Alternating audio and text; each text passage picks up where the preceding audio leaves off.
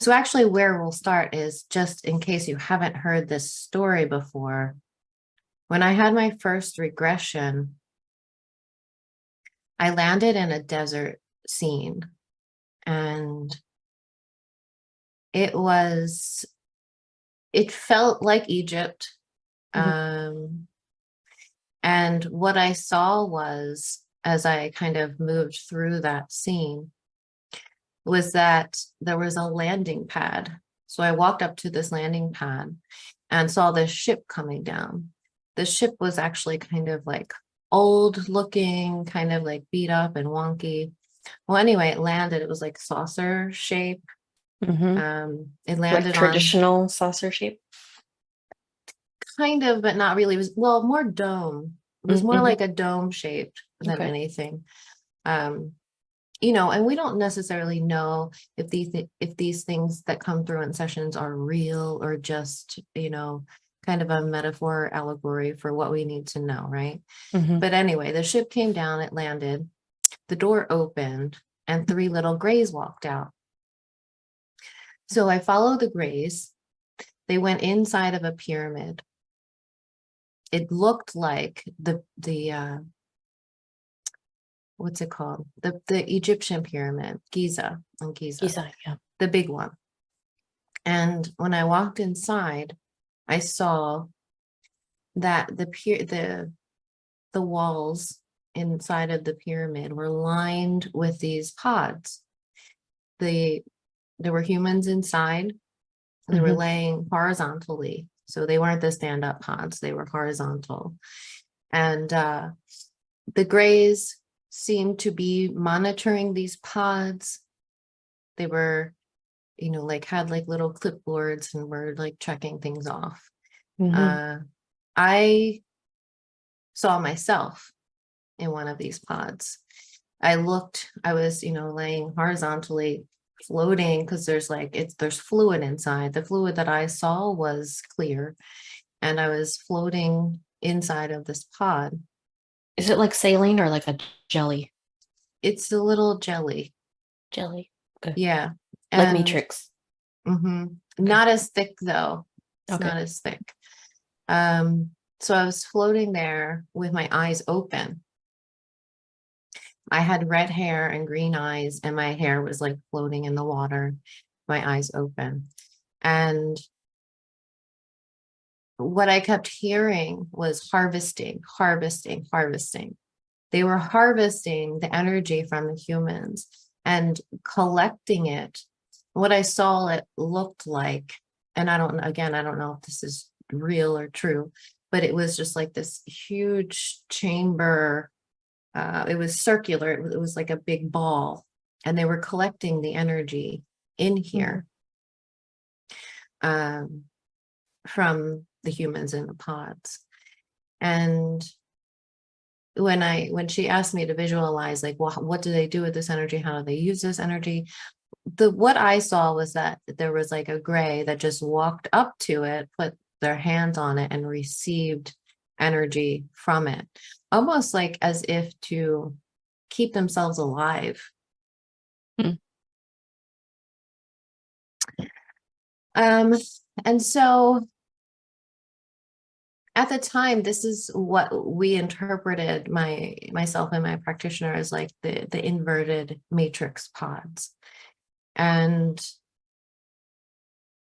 I didn't really receive any other information than that in my session as far as that part goes, except for that my higher self brought me that information because I needed to know how the darkness operates in this world and how I've been taken advantage of. Mhm. Because that was shocking for me. I didn't expect that going into that session. I had no, it like abduction, aliens, they weren't even on really my map at that time. So No. I had no preconceived ideas about matrix pods or anything like that. Um, so what's interesting is that my practitioner said she received information later that we originally created these matrix pods for ourselves to be able to project our consciousness down into what was then an organic earth, where we had the life experience and kind of played out the duality, but in a natural way, not in this inversion, in this inverted way that is happening now. At some point, the system was hijacked by outside aliens. So the hijacking occurs. And so where we kind of go next with that is Bonnie's experience, where she woke up in her NDE experience, or death experience, really. She woke up inside of a pod. And when she woke up inside of that pod, she recalls almost feeling like she grew from a seed. And she had been in that pod for a really long time, and finally called out for someone to come and get her.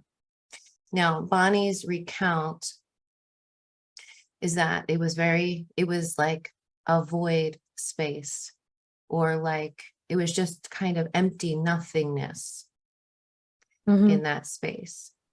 And it was just like dark and gray. But the way she drew it in her book, her near-death experience book, was the beautiful colors, right?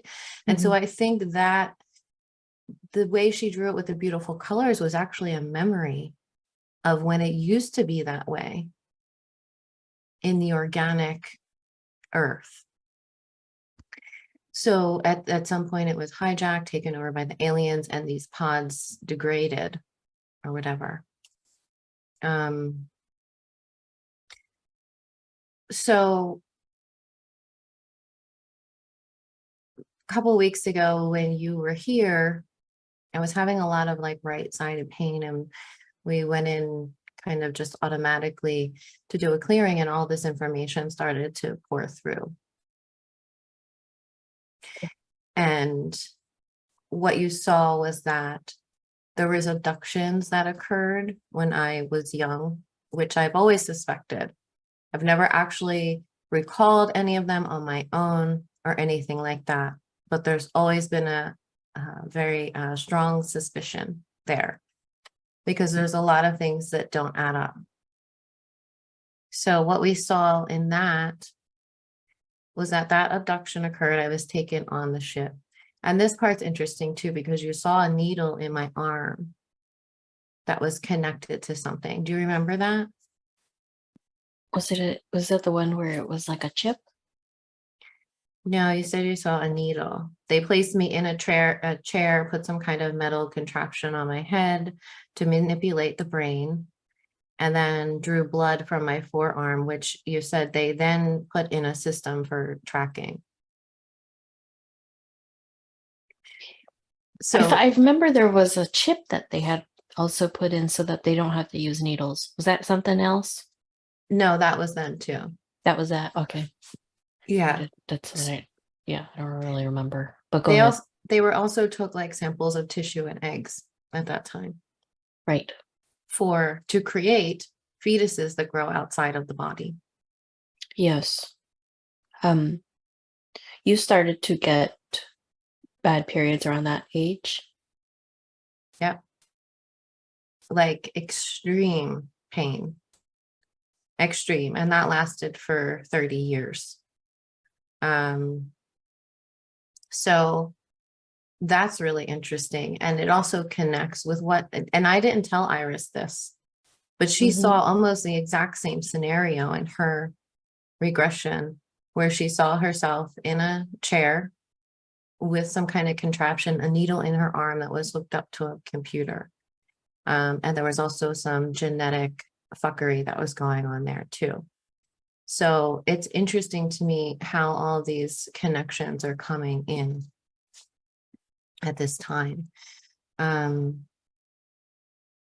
So this abduction was a result of a contract that my maternal grandmother had made. She was in the military, and when she entered into the military, this contract was made to then, I guess, lend the offspring for experimentation, which she obviously wasn't conscious of, right? But Right. No, I didn't feel that. it's like a default. Like all you have to do is sign up, and it's defaulted. So after we saw that like abduction scene, we were taken to a pod scene again. So again, we were taken to the Matrix pods, where you were seeing that there's the fetus that they create then grows into an adult clone. So this was interesting how you saw this, because again, Bonnie said she felt like she had grown from a seed inside of the pod that she had woken up within. This is a really complicated puzzle, really complicated. So what you said was that it's like the being in that pod, who is in essence me, was projecting her consciousness into me, and vice versa. Because we're connected, we're technically the same beings. There's a back and forth that goes. And it's like this life that I'm living is a projection of that consciousness. So again, it's like, what came first, the chicken or the egg? Yeah, what? It's true. Yeah. But that aligns also, like if we are in pods somewhere projecting our consciousness into this simulation or whatever you want to call it, that would make sense. Right. So, but it goes even deeper than that. It always does. Yeah. So to you, when you saw them, the pods looked like cylinders that were lined up next to each other in rows. They were suspended and standing upright, connected by thick metal wires in between. And you said that the pods, everyone in the pods was like its own collective consciousness. Come here, Colton. Come here. Yeah. And this was interesting too, because we've seen this space before in sessions with an SSP client who's had really strange experiences. And this space, you described it as, it felt like a place that was not on the map. It feels like we're in a facility inside of a void space. Which again, there's the void space. Yeah. So I'm wondering if this is the space that people are going into during NDEs, into the void. Yeah. I wonder, because like I was trying to use my spidey senses to like scan like where in the world it is, but I couldn't even, it wouldn't stop anywhere because it wasn't anywhere that is known. I think that's what it felt like, a place that is not known to, or to the regular folk or whatever. Right. And so you described it as like a huge rectangular space with submarine walls. Because there's water involved somehow. Remember, like in our regression with our SSP client, how we we're going through these inceptions with the different clones that were there. Yeah, it's like a different portal, or a portal to like a really complicated labyrinth portal to this void space. That's what it feels like. And so they can't really just tell you that it's, let's say, in Antarctica or whatever. I feel like you have to go through certain places or portals in order to get to this specific space. It can't just be so simple. Right. Yeah. I guess if you're actively going there, I don't know. Yeah, it's almost like it's cloaked. You said that the pods are in a hidden file. Yeah. And yeah, It's if it hidden. was yeah, right. Yeah. So Is we he okay? met. He's running again. We met with the being in charge of that space to retrieve more information about what was happening there. Do you want to describe that being? I don't remember what I said. I don't remember what words I used. I just could remember what he looks like-ish. He had like a bald. Was he bald? Yeah, I don't remember. But he didn't look very appealing to the eye. I'm just gonna grab Coco. Okay. Yeah, he didn't look very appealing to the eye. Um he was wearing a suit. I remember that, like a pretty spiffy suit. Um was it navy blue? I don't remember. And a watch. I had a watch on too. Um what else did he look like? It was a while. I guess he kind of reminds me, if anyone did watch Dark, he looked like Adam in a way, but not humany. He had a bit of elements that were a little bit different in terms of like what kind of being it was. But he had a little bit of like I don't know, it was different.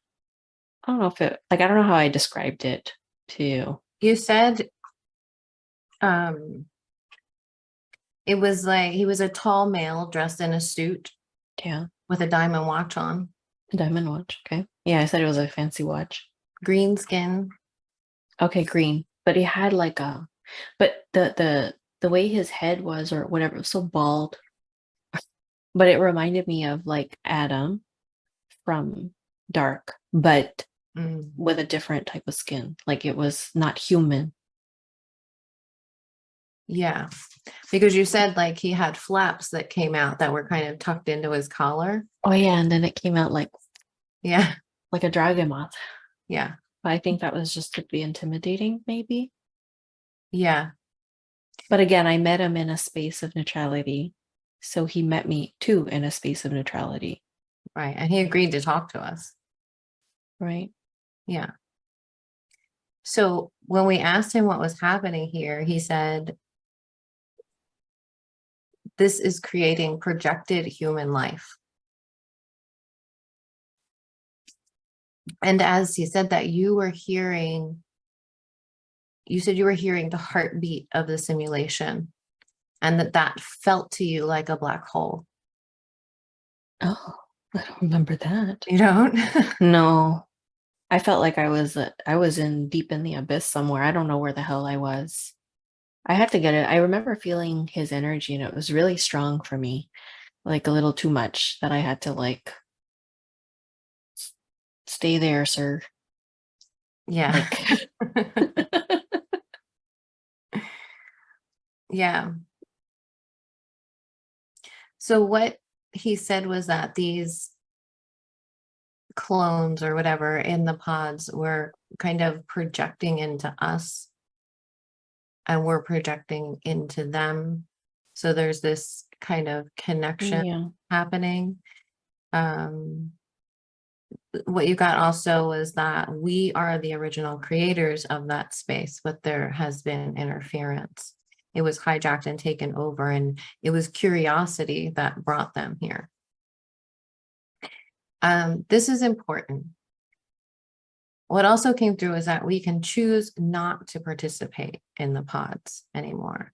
That it's really only true source players that do have a pod because they are the creator beings.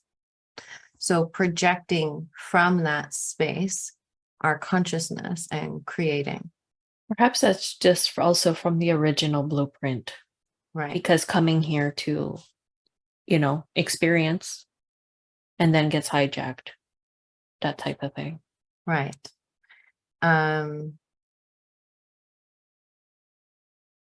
Let me see what else.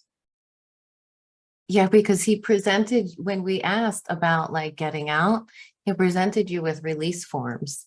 Do you remember? Yeah. Yeah. And I'm like, no. I was like, I'm not signing anything right now, bro. Yeah. Yeah. And you said you felt that it was not a conscious agreement on our part, that we were tricked into the pods with the promise of heaven. Could you say that one more time? You said that you felt it was not a conscious agreement, that you felt we were tricked into the pods with the promise of heaven. Got it. Yeah.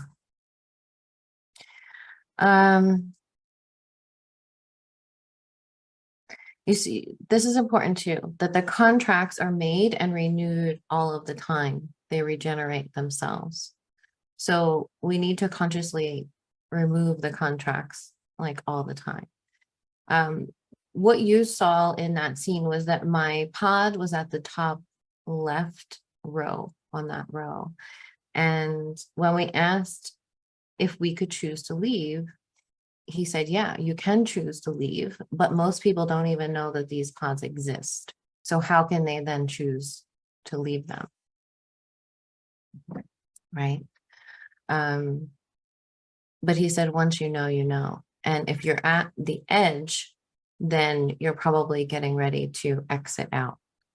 And it's weird that you saw that, because I also saw that in my regression. My pod was on the very end of the row. Okay. He said, those with the awareness of the pods have the potential to exit.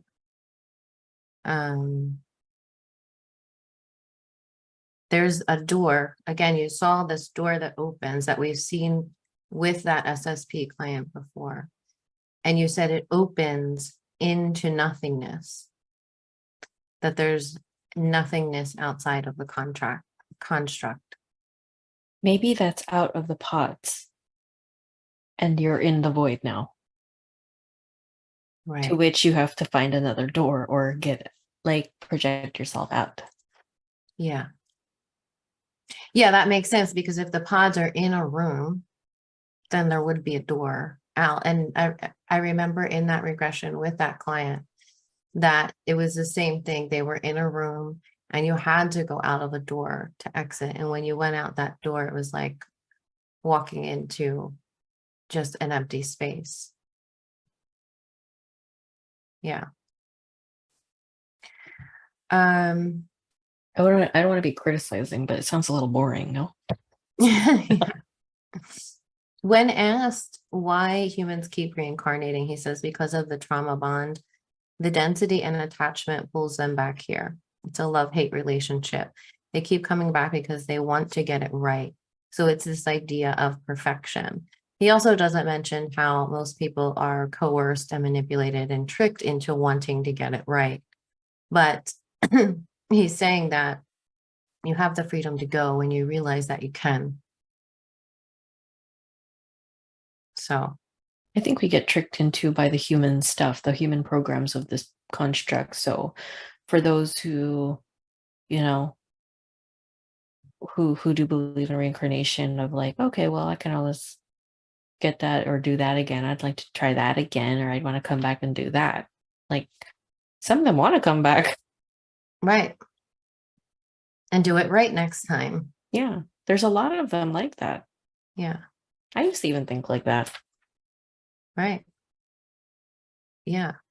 So there is an element of consent here. As much as they can manipulate and coerce and trick us or whatever, we have to consent. Yeah, and it's true. You don't know you can get out until you can get out. Right. There are cases where people are forced in. Those, I'm not going to pretend that that doesn't happen. Of course, that also does happen. Yeah. Most cases, people are tricked somehow, manipulated or coerced. That could be some deep in like contract stuff, like also with entities, like we don't know. Well, yeah, and most of those cases there's entity involvement there where the soul is trapped. Say eons ago in Atlantis, the soul was trapped and then recycled over and over and over again. Yeah. I feel like the person who was in charge that we had spoken to, is not the same as entities who are fucking up the system. I don't feel the connection whatsoever. Mm-hmm. Yeah, I agree. Because I think that the subject of entities did come up too during that, but I can't recall exactly what was said. But it was just basically like, there's interference here. Yeah. So that was really interesting. Then we have Iris's session. We see that there are abductions occurring, specifically targeting awakening people to create physical illness, symptoms of the plague, through trauma-based mind control and genetic engineering. Mm. And these programs are set up in the body to be triggered by frequencies to keep activating the symptoms over and over and over again, which is a different agenda that we've seen in the past, to specifically create that illness, right? Yes. So, but what's interesting about it is that there's a lot of similarities in what they're doing there, as far as the trauma-based, they have no new tricks. They're always using the same thing. It's always trauma-based mind control and genetic engineering. However, which way they want to, divert that, they do. So what I've realized is that a lot of targeted people, whether they have the memory of it or not, have probably been abducted all of their life. They just don't have the memory of it. And so how this presents when you don't have the conscious memory is it presents as symptoms of CPTSD. It's just your system is always in a state of fight or flight, waiting for the next violation, and cannot find peace, and it's like your symptoms don't necessarily align with what has happened in your physical life. So what we're seeing is that there's a lot more astral mind control and programming that's happening than what we're aware of. And I feel that most of what's happening as far as mind control is happening spiritually to people. And that's a really big revelation, because is it happening in the physical? I mean, obviously, yes, but the root of it is really on the astral planes, and what's happening, at night while we're sleeping, or when we just have 9 hours of missing time. Like, that's not normal. A lot of time. Mm-hmm. And it's really like MK Ultra. And so what happens is they start abducting you as a child, and then they set you up for a lifetime of trauma and send people down a really dark path, until hopefully they wake up one day and realize what has happened. And that's what they did to me. And there's so many connections there that I'll talk about at another time. But just in general, especially the people that we work with, they're highly traumatized. Yes. Really traumatized. Targeted, traumatized. Right. Yeah. Yeah. Lisa actually sent me a video last night with Linda Moulton Howe and Tim, the tactical advisor. He's a German guy. I've seen him before. And of course, we all know Linda Moulton Howe, who's been, talking about alien abductions for decades. Now, this was on Gaia, and I guarantee you both of these people are agency people. But that said, there's a lot we can gain. There's a lot of truth that they disclose if you have the discernment to hear it and listen, right? So this just blew my mind because Linda said, excuse me. Oh, so also in Bonnie's near-death experience, when she initially left the pods, where did she go? She went to a desert scene with pyramids. I bet. So this is what Linda said. She's talking to Tim. This is from a show on Gaia. I think it's called Truth Hunters. And this episode was about the self-correcting universe. So she's talking to Tim and they're talking about the Greys. And this guy has had like 100 encounters with Greys or something like that. He has a telepathic connection to them. So we can't necessarily trust everything he says. You have to use your discernment and take from it what feels right to you. But what Linda said was that she went to the pyramid and she knew, she had this feeling like she had to get inside no matter what. So like her and her husband were waiting in line and she had to like leave for a minute. And she's like, whatever you do, make sure that you call me so we can get in. So they go in and she hears a voice, you know, that comes in her own thoughts. Go to the king's chamber. You have to go in there alone. You can't do this with anyone around. So she goes by herself into the king's chamber. And she says she expected to be like blasted with energy, right? I mean, these places are known as high energy places. But she didn't feel that at all. And standing in there in a meditative state, she realized that this was a vacuum. It was an empty space made to be filled with energy. So that clicked for me and I'm like, holy shit. This is where the pods either are or were. I don't know if it's still active. And maybe the frequencies are high so you can't see them, you know, like. Right. So yeah, because what I saw was that energy was being harvested into a chamber inside of the pyramid that I saw, which looked like the Great Pyramid. Right. So that blew my mind because I'm like, holy fuck. So if the pods are in this space and this is a void, if people are waking up out of the pods into this space, that would be the void. That would be the vacuum. That would be the empty space that people are waking up inside. And then, so the pyramids, all the pyramids across the earth are aligned to Orion, right? Right. Orion, Tim says that Orion is the home of the Greys and says that these pyramids are used to extract the soul and send it back to Orion. Like buffet style? Oh like my Uber God. style? Oh my God, what just clicked for me was Bonnie was taken to Orion. Oh, fuck, yes. You're right. That's what her book's called. Yeah.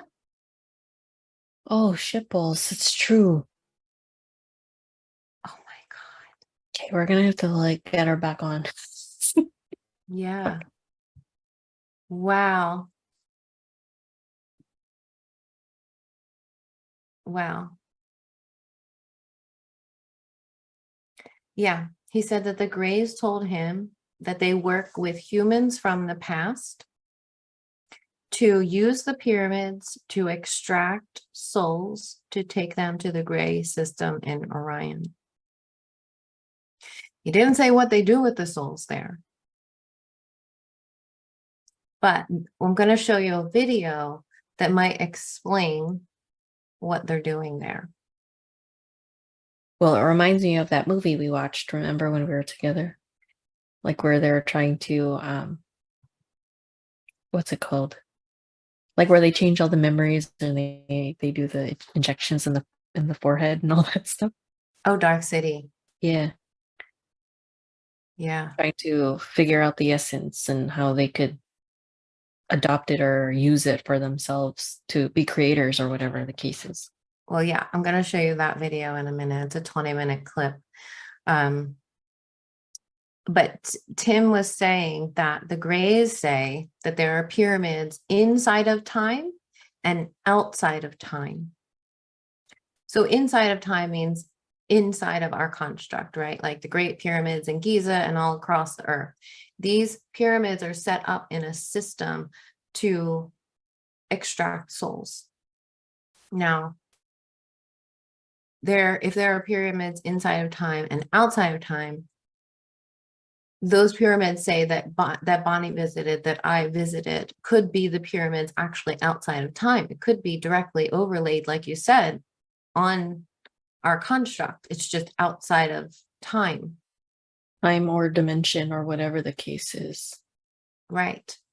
So they could, while they're being used, not necessarily the physical place itself, but the energetic pyramids, the energetic matrix pods are outside of time, which is why, in Bonnie's experience, she could fly throughout the universe and do all of those things because she's outside of time at that point. Like she said, all of the experience kind of just melded together because there was no time.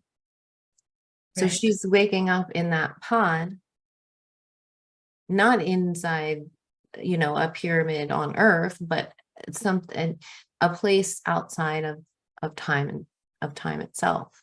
Mm-hmm. So that's really interesting. And, he talks about the pyramids being found on many other planets and many other solar systems with the same exact mathematics ratios and measurements. And the measurements are equal to the code of the objective reality. And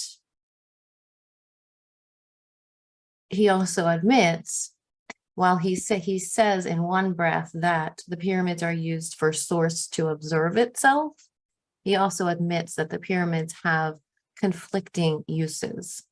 So he admits to like the soul extraction thing, then says source uses it to observe itself, and then says it has conflicting uses, obviously.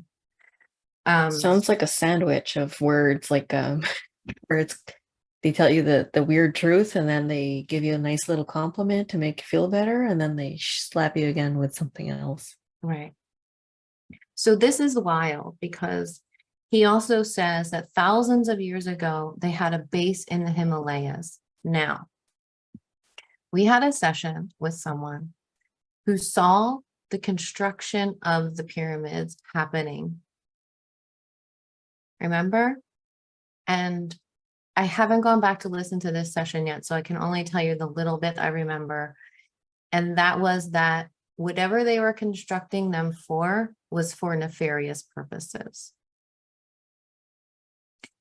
And it was being done by aliens. And those aliens had a base in the Himalayas.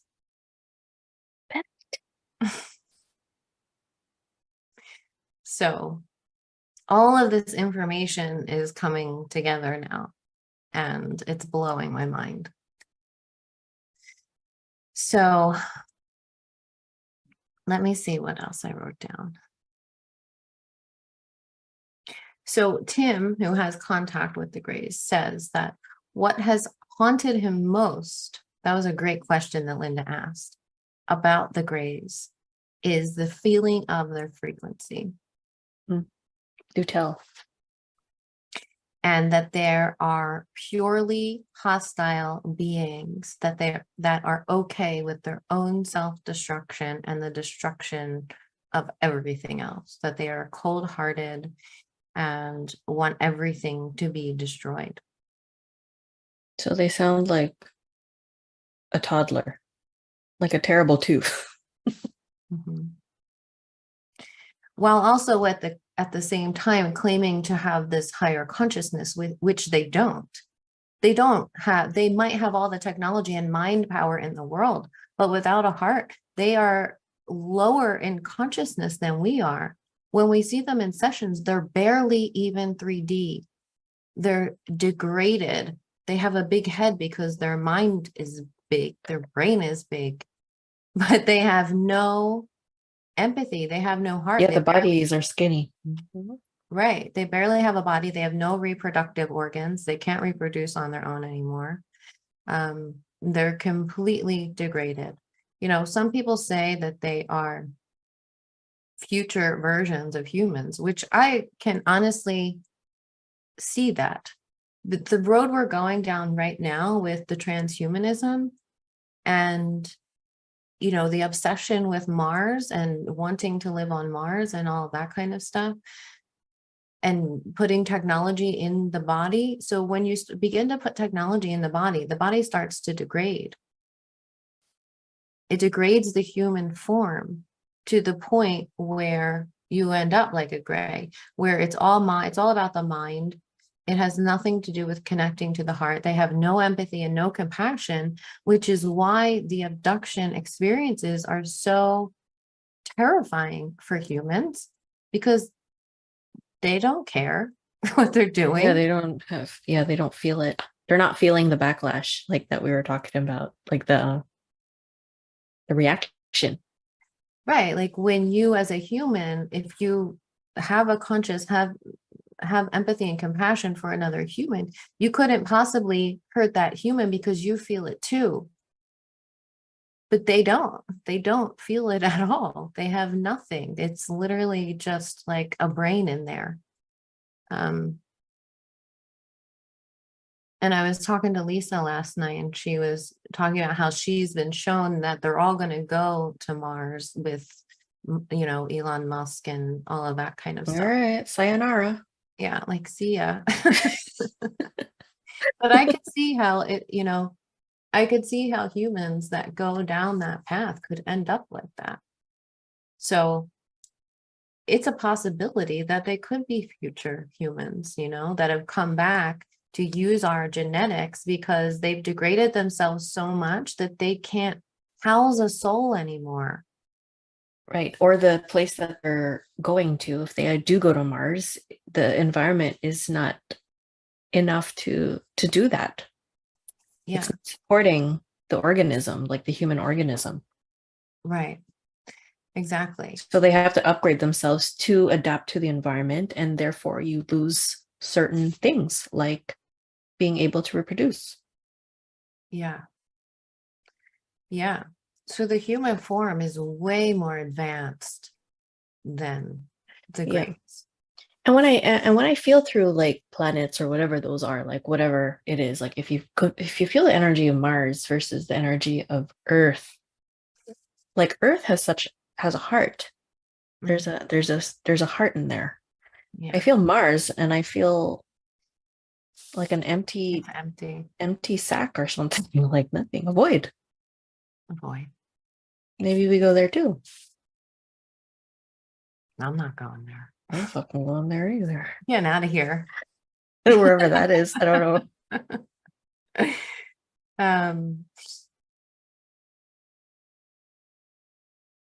Mm,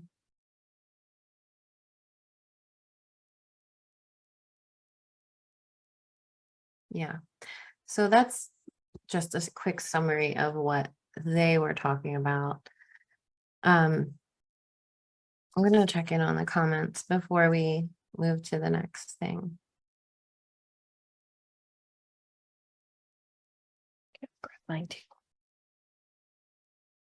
Hi, Lisa. Hi, Scorchy Torchy. Delina. Hello, everybody. Why are you so serious? Super unknown. Sam. Hi, Sam.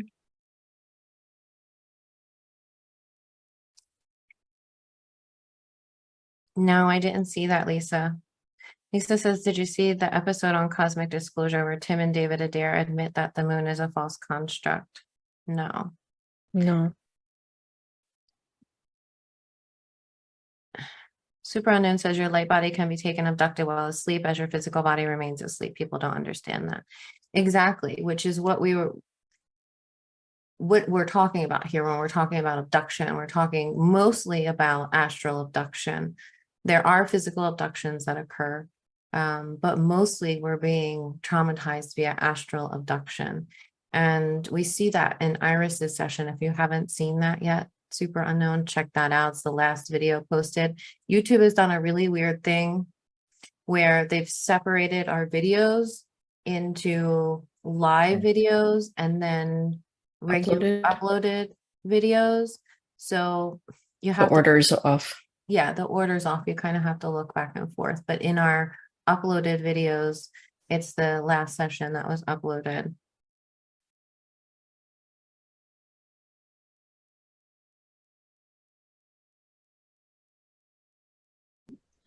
I will now go back to my NDE. I've got the stage set for it. So, all right. So I'm now in the death state. And just remember that on that wall, on the other side, there is no time. So I mentally have lined up this event happened first, second, third, fourth. I don't know if it happened that way. It might have happened all at once, or there may have been a time. I don't know. I want to say this too, so that people know that when we say that there is no time, over there, you're like in a bubble. And that bubble might be your consciousness, okay? And in that bubble, if you die today, you may come alive in that bubble and you might bounce back 50 years or 500 years or go ahead of yourself because there is no timeline. So you can get ahead of yourself. Do you understand what I mean? You're not. You can do anything. Okay, so I have arranged it in an order.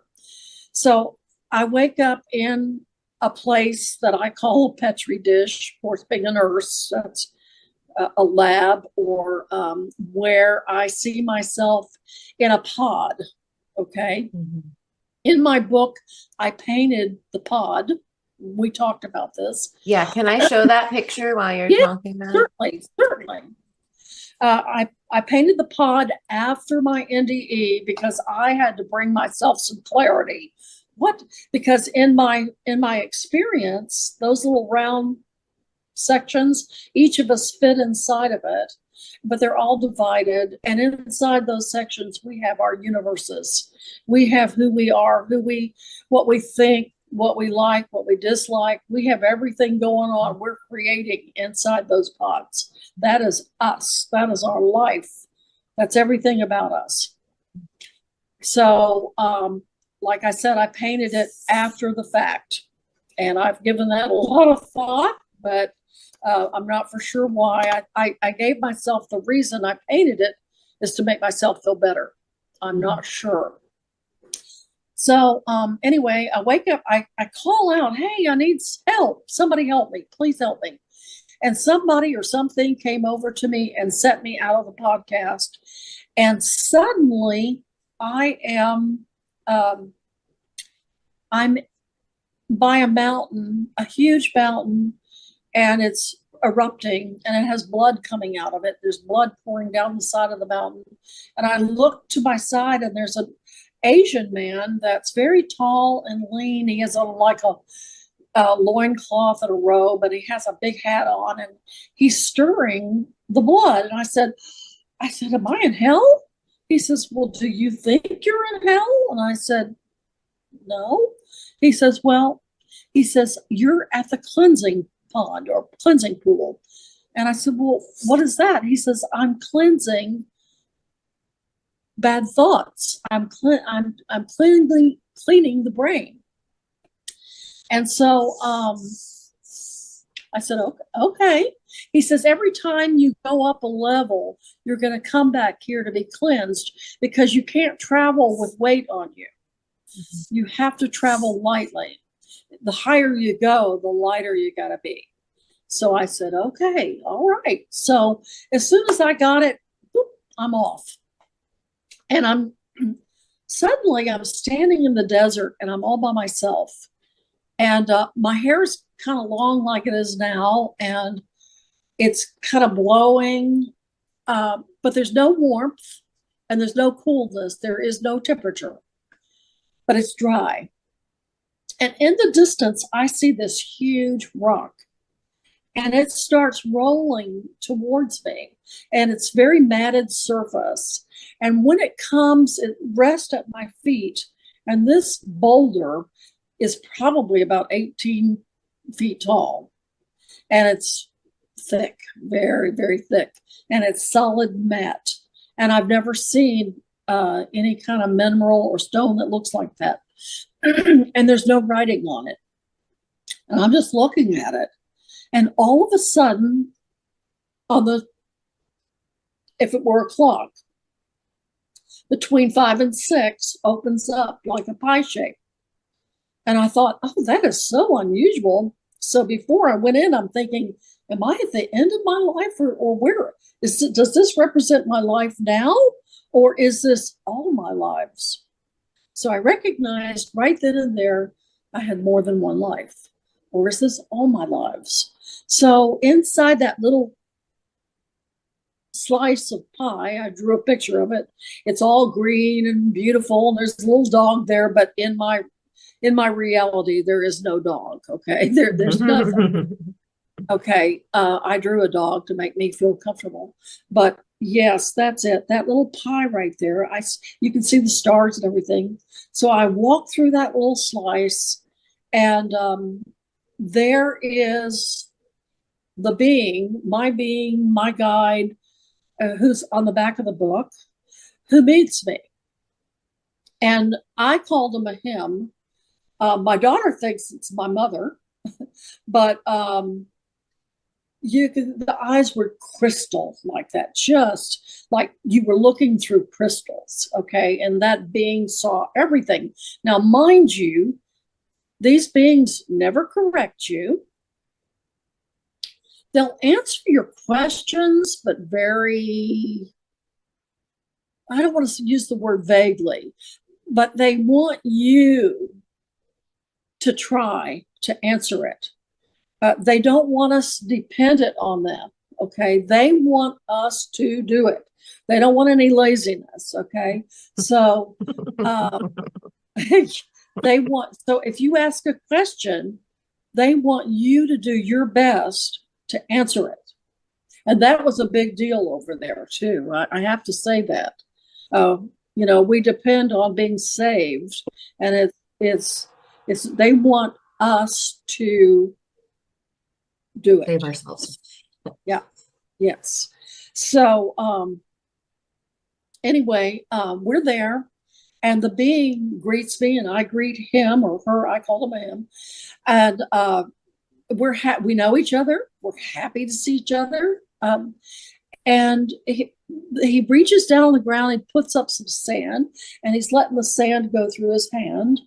And I'm looking at the sparkles, and I reach out and get the sand too. And I'm just looking at the universe, the dirt, and how beautiful it. You can see the universe in his hands. And so I can see how absolutely glorious beneath our feet what we stand on, the mega universes that are beneath us that we are so unaware.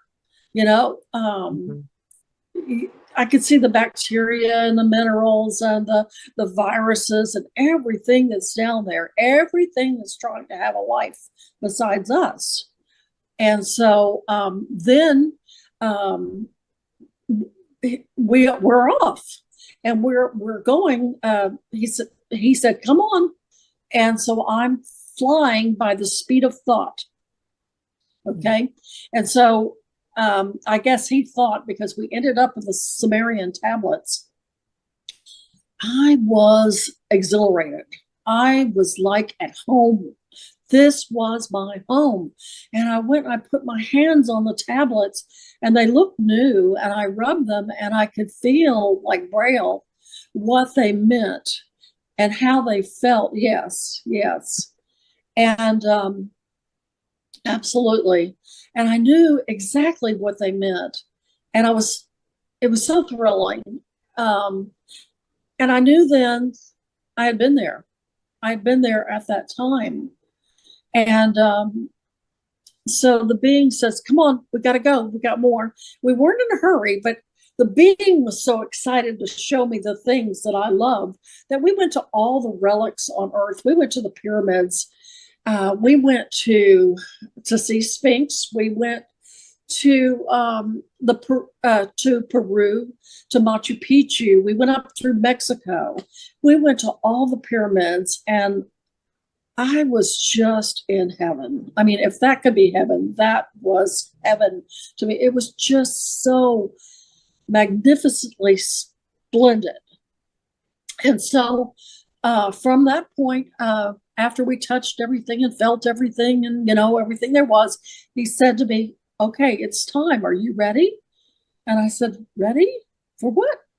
He said, follow me. And so off we went by the speed of thought.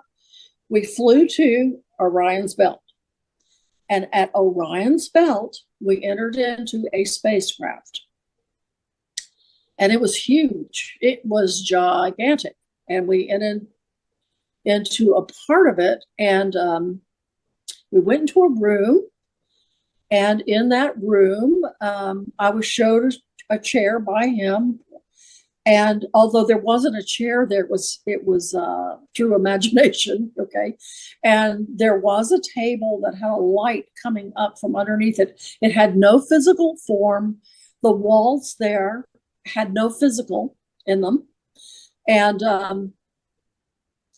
I think I sat down, then I stood up as those 5 individuals came walking into the room. And you can show that picture there. Yeah, they came in. And I didn't draw. I mean, I did this 3 months after I had a head injury, after not having any oxygen. Okay, so so they're not really great, but they were my idea. But they came in and they sat down. Now, mind you, there is no eye contact between me and them, and it's not because of me. It's because they are looking straight forward. The one that's closest to me is about 4 feet tall, and he is a male with, I saw a mustache. Is that this little one over here? Yes, that one. That one. He's sitting next to me, and he's the friendly one. He's giving me directions to have a seat, and so, okay, now this is where I think my life review was, but because it was possibly negative, and I don't like negative things, I erased it in my mind, or maybe they erased it. So I don't know. But so I can't tell you, yeah, they said that, yeah, they said that. That was out of my mind. But I can tell you that the being on the end was very, very tall.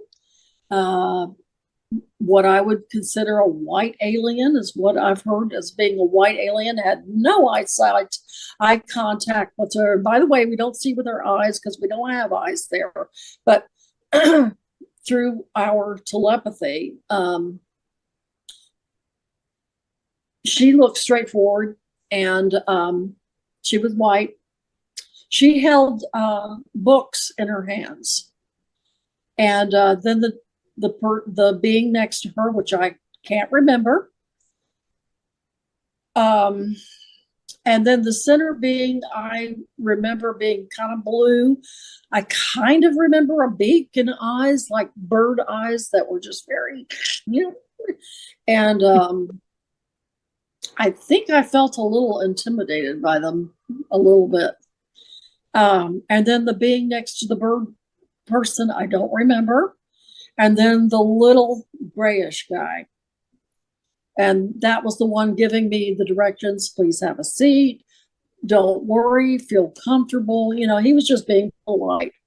And he said, there's nothing to worry about yet. When I saw whatever they showed me, and I do that when I don't like something, I'll cut it out. So I don't know if it was me or them, and I would love to be hypnotized so I could find out what was in that.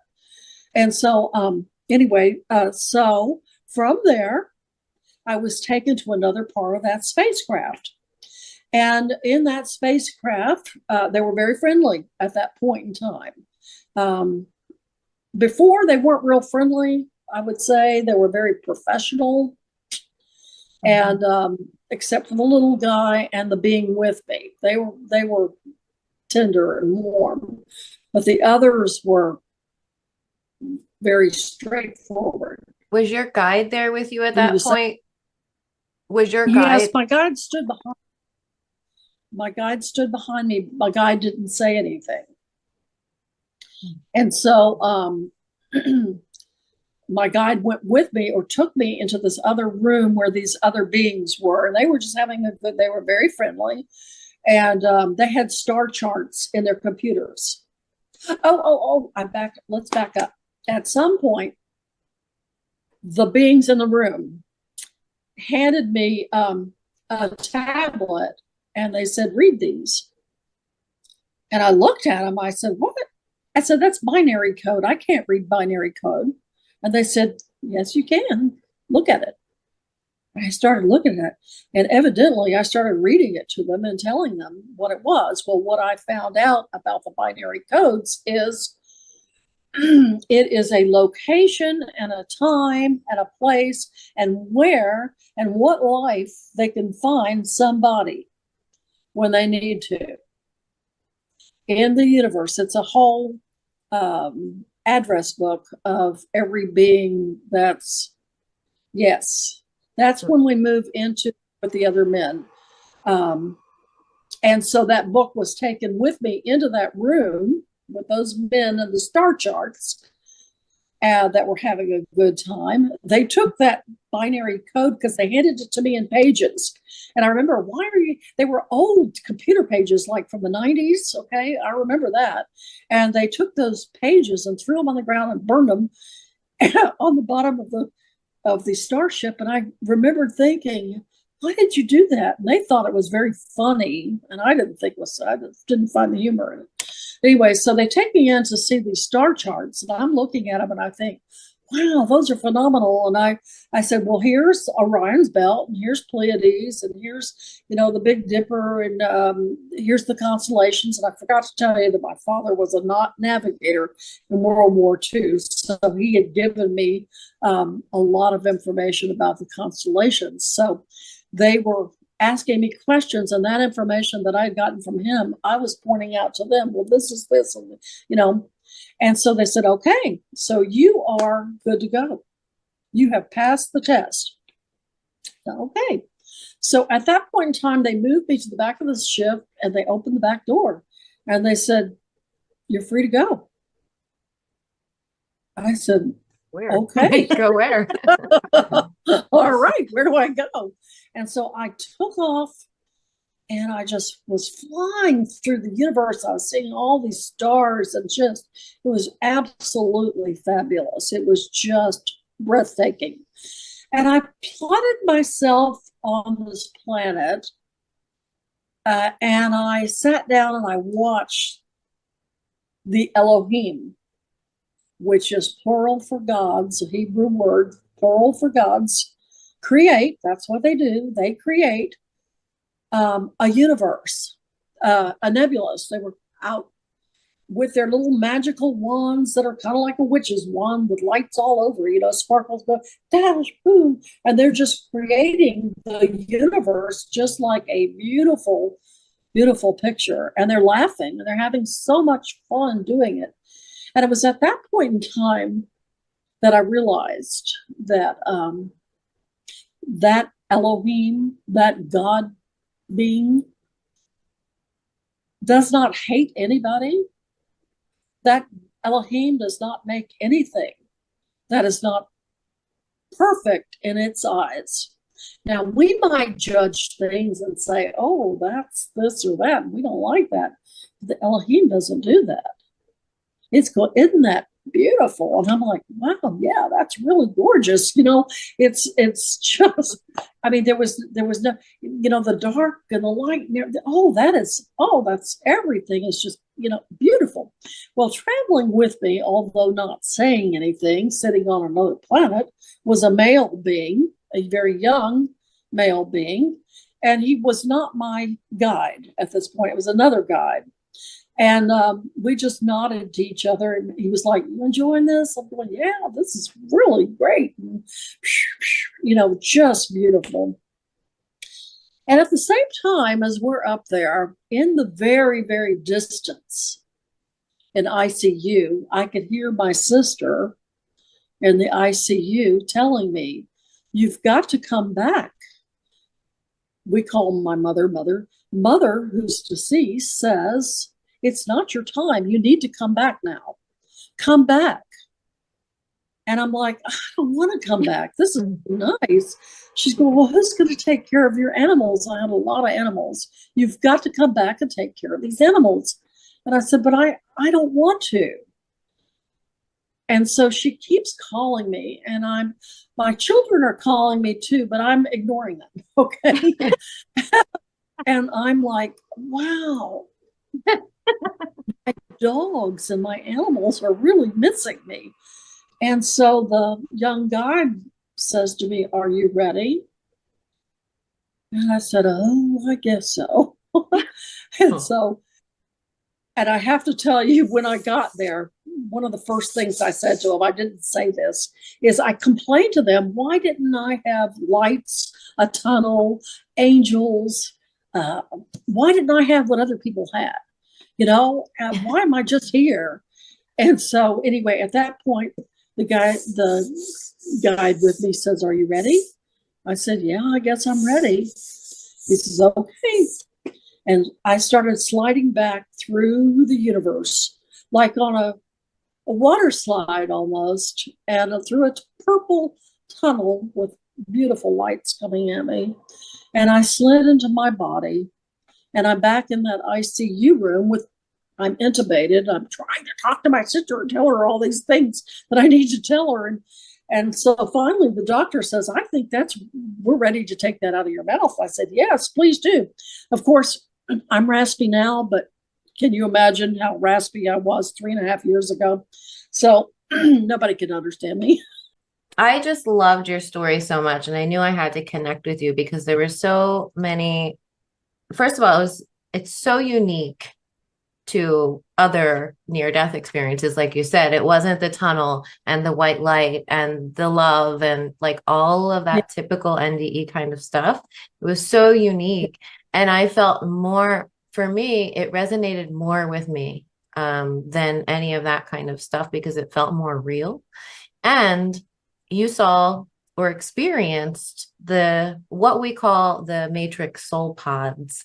You referred to it as like a petri dish, but the way you drew them here is so interesting. You told me when we spoke that they weren't actually colors; they were more like gray, right? Right. Yeah. Yeah. Also, let me tell you that during my when I was sitting on the planet, I'm sitting there with that guy. And that's part of my story. I keep forgetting is from planet to planet, from here to there were formulas, there were algebraic equations going across the sky, mathematics. So it was all hooked up. It was all attached. And also there was an astrological empire of buildings, or not buildings, but something that was seen. And it wasn't for them to tell fortunes. It was a method of recognition. This was here. This was the error of this. This was the error of that. There were errors, and those astrological signs, or the universal astrology, they're different than Earth, okay? They're up there, and they represent a portion, or where we've been as a universe, or where, you know, it's a signal. I can't exactly describe it, but it's like an energy. An energy Yeah. signature. Yes. Yeah. Yeah. Yeah. So what was, I'm sorry, I interrupted you. You were asking about the pods. Yeah, I wanted to go deeper into that because it's very interesting. So you colored them in your book. You I used did. colors, but you told me they were more like grayish, Right. which is so interesting because I told you about my own pod experience. Yes. And other like clients that have seen these too or have experienced these and that have come through in regressions as far as like pre-birth kind of like areas of pre-birth. So Right. what came through in my regression was that these the way you drew them here with the color, Uh-huh. right? These were our original soul pod matrix soul pods, where we chose to anchor ourselves into these pods and then project our consciousness down into earth as if it was a game, a school to come for learning lessons and just experiencing and playing with each other and soul growth, all of those kinds of things that we're told that earth is, right? And that used to be true before Right. it was hijacked at some point. It was hijacked. And I Yes. think that's what actually turned the pods like gray, like they're gray now. They're not colored like they used to be. I think this is an actual memory for you with these colors. Maybe. Yeah. Maybe. Yeah. Because Yeah. the practitioner that I had my regression with, she actually received more information after my session. And the way she's had someone draw it since, and I'm going to show you because it's very similar Okay. to the way it's a little different, but similar. Like the color is similar to that blue. Oh yeah. Very much so. Yeah. Absolutely. Yeah. Yeah. And they were like chrysalis pods Right. that we use to project our consciousness down into here in the organic matrix system. But then at some point, they were taken over and the energy is now gray, like you saw it. Probably so. Yeah. Yeah. So, Yeah, because I saw a petri dish, something that looks like a petri dish. yeah. Doesn't it? A bunch of Yeah. them. Yeah. Yeah. So you And I actually thought, saw it like a petri dish. And what was it like for you to be in that space? What did that feel like?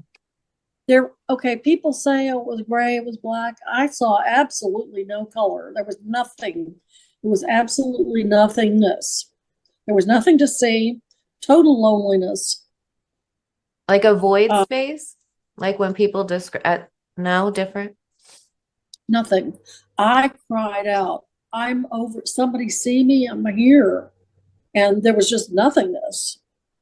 And that's when that being, whether it was AI, which I kind of think it was probably AI coming to, I don't know. I didn't see them, but they lifted me up. They didn't say anything, and I didn't feel any warmth from them. I was taken, and here you are. And then you start the whole thing. Yeah. Yeah. Yeah.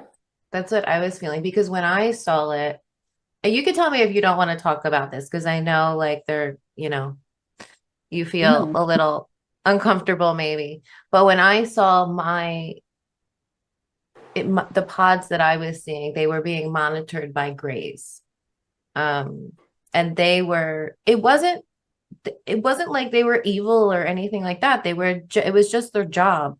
Like they were just monitoring the pods, making sure everything was running okay. It was just very, like cut and dry, very kind of scientific. Like that was just their jobs. That's what they were there to do. Right. But so that's what I saw. And then what came through later, was that was the hijacking, like the alien presence was the the hijacking itself. So yeah, so it's interesting that you say that there was no feeling from them, because that's what they're known for. Like there's no feeling, there's no heart connection. It's just and to be in a petri dish sounds very scientific in a sense of like their experiment. Right. Yeah. Interesting. So and you said, you told me on the phone that you felt like you were there for a pretty long time before they came to get you, right? I did tell you that I was there, and I know I had to cry out, call out, and it seemed like forever. It seemed like forever. Yeah. Yeah. Hey, I'm alone. And I'm a person that's alone a lot. So, and I like being alone. So it was like extensive. It must have been, because, hey, I'm over here, Yeah, that whole experience that you had, I know you said there's no time on that side, but if you were to kind of like parallel our reality versus what you did over there, how long was that time and space in our time here? Right. How many days was that? Or in hours? The petri dish? Okay. Or the whole experience till you woke up, I mean. The entire experience. Or time now? Yeah, like like how long did it take here? Like were you in, like when you were considered dead till when you woke up? Like was that the whole period that it took up? Like when you woke up, you were fully in body, like when you came back to. I was fully embodied, but my mind was still gone. Injured. It was injured. So I don't remember coming back to an injured mind. That didn't really hit me until a few days later. But I knew when I was gone, maybe this will answer. I can't tell you about the petri dish. It seemed like a long time. I mean, I could tell you it seemed like 100 years, but I don't know how much that was in real time. Like, I mean, human time here. Yeah.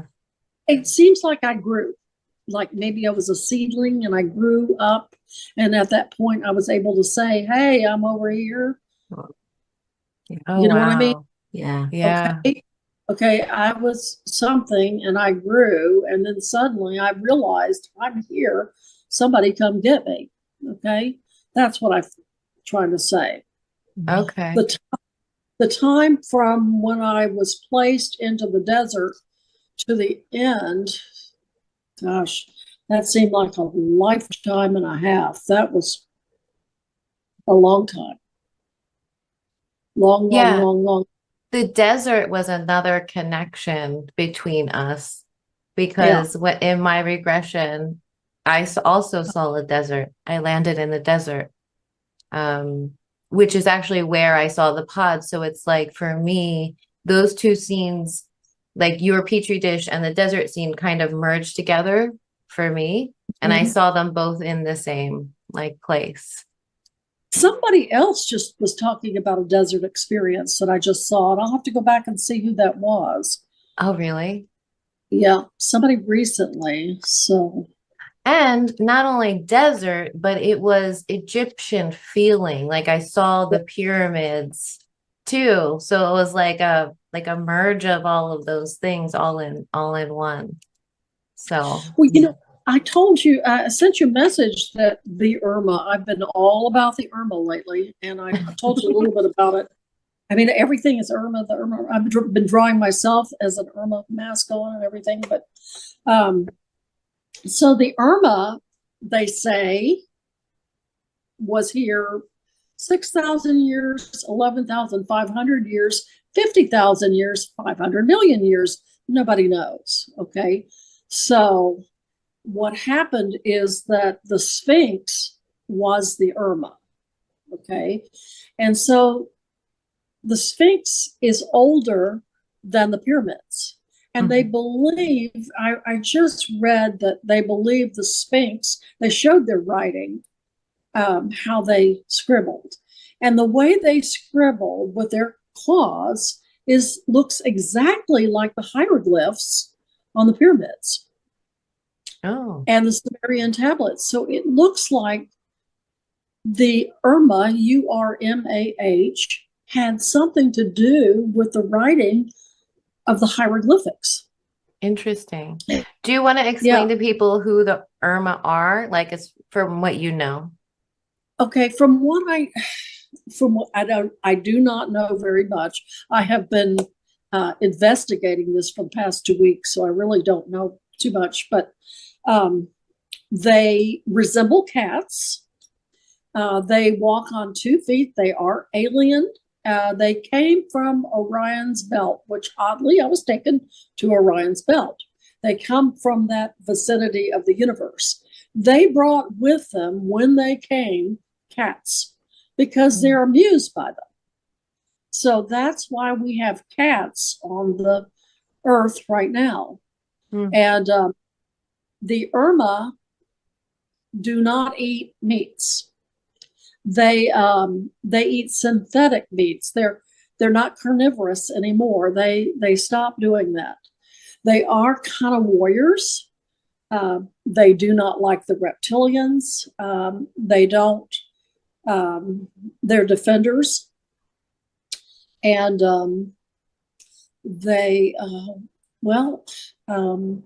that's really basically about all I can remember right now. But they're fascinating, and I don't think they've been given enough attention. Yeah. And they came really into my knowledge because I told you they came into my space in 2009. I was writing another novel, and they started appearing to me then. And I believe it was them that gave me part of the novel. But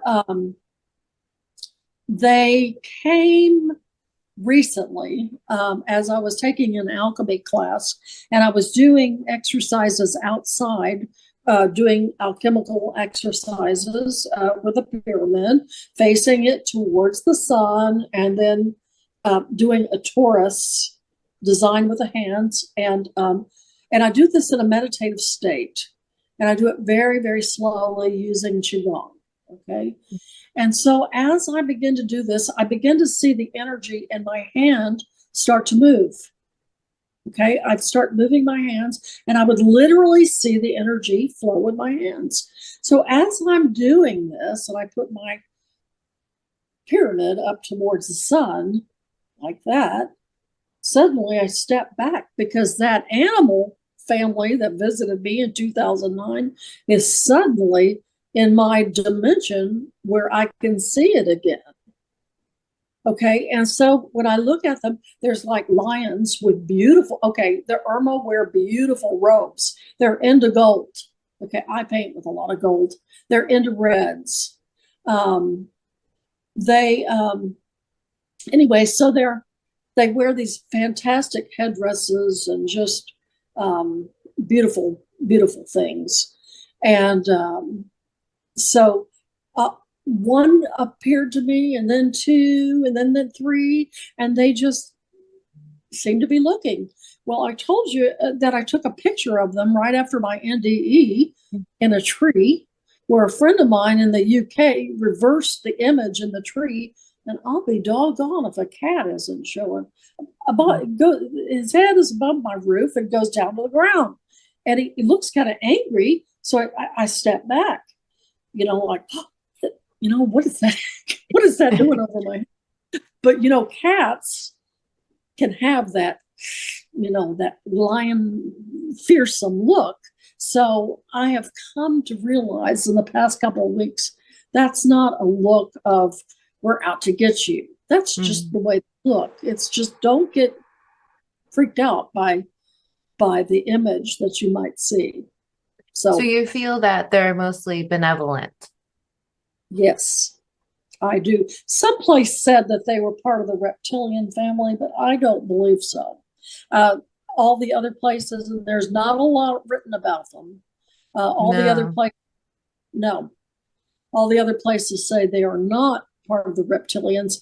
And if you watch a cat will go after a lizard in a second.